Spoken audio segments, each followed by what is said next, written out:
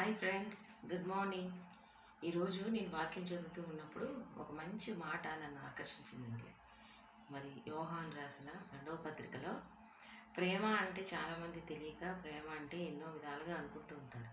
ప్రేమ అంటే మరేం లేదండి, వెరీ సింపుల్. దేవుని ఆజ్ఞలను పాటించటమే ప్రేమ అని రాయబడి ఉంది.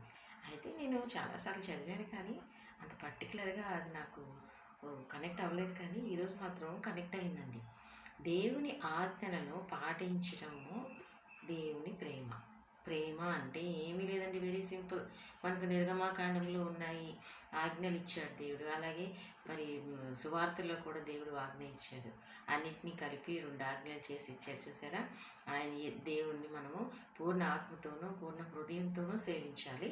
2వ ఆజ్ఞ చాలా ముఖ్యమైనదండి.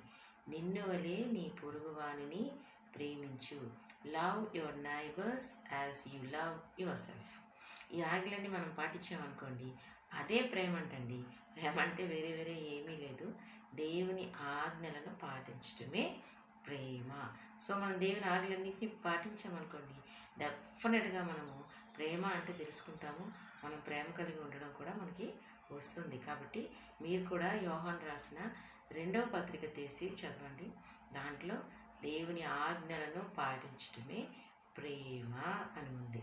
మీరు కూడా రిఫరెన్స్ తీసి చదివి తెలుసుకోండి. అలాగే ఆయన ఆజ్ఞలను పాటించడానికి ప్రయత్నం చేద్దాం. Thank you.